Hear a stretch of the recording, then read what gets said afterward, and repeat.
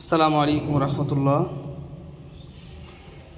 Mohammad Ibrahim Hossain ID থেকে মুনতাহা electric engineering পক্ষ থেকে আপনাদের সকলকে জানাচ্ছি আন্তরিকভাবে শুভেচ্ছা এবং আসসালামু আলাইকুম রহমতুল্লাহ।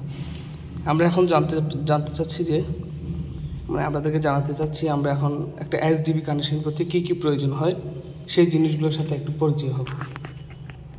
এই যে প্রথমত আমরা কাজ করার জন্য প্রয়োজন একটি কম্বিনেশন প্লেয়ার্স, একটি কাটিং প্লেয়ার্স, একটি স্টার স্ক্রুড্রাইভার, একটি নাইফ, একটি নিয়ন টেস্টার এবং কী কী ম্যাটেরিয়ালস লাগতে পারে এই কাজটি করার জন্য।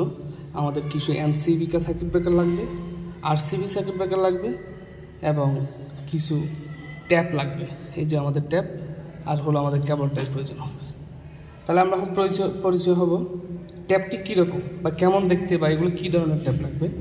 একটা লাগবে ব্ল্যাক কালারের ট্যাপ, একটি ইয়েলো কালারের ট্যাপ, একটি গ্রিন ট্যাপ, একটি রেড ট্যাপ। এগুলোকে বলা হয় ইলেকট্রিক ইনসুলেশন ট্যাপ এবং এটাকে বলা হয় প্লাস্টিক কেবল ট্যাপ।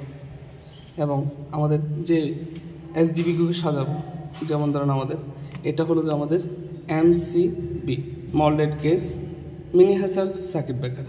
এমসিসিবি হলো মল্ডেড কেস সার্কিট ব্রেকার, কিন্তু আমরা এখানে ইউজ করবো এমসিবি, যেমন মিনি হ্যাসার সার্কিট ব্রেকার। এই যে এটা হলো মিনি হ্যাসার সার্কিট ব্রেকার 36 অ্যাম্পিয়ার। আপনারা দেখতে পাচ্ছেন কিনা জানি না, না হলে আমাকে কমেন্ট বক্সে জানাবেন। এবং আমরা এই রুমে একটা আইপিএস ইউজ করব। আমরা আইপিএসের জন্য দিচ্ছি 6 অ্যাম্পিয়ার এবং তার সাথে রয়েছে প্রত্যেকটা রুমে একটা করে পাওয়ার সকেট আছে, ডাবল বা সিঙ্গেল হতে পারে। প্রত্যেকটা পাওয়ার সকেটের জন্য আমরা 16 অ্যাম্পিয়ার করে সার্কিট ব্রেকার ইউজ করছি, এমসিবি এসপি সার্কিট ব্রেকার।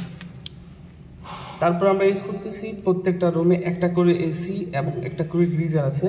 4টা এসির জন্য 4টা আমাদের 20 অ্যাম্পিয়ারের এসপি সার্কিট ব্রেকার এবং সিঙ্গেল আলবাত 3টা গ্রিজারের জন্য 3টা এসপি সার্কিট ব্রেকার।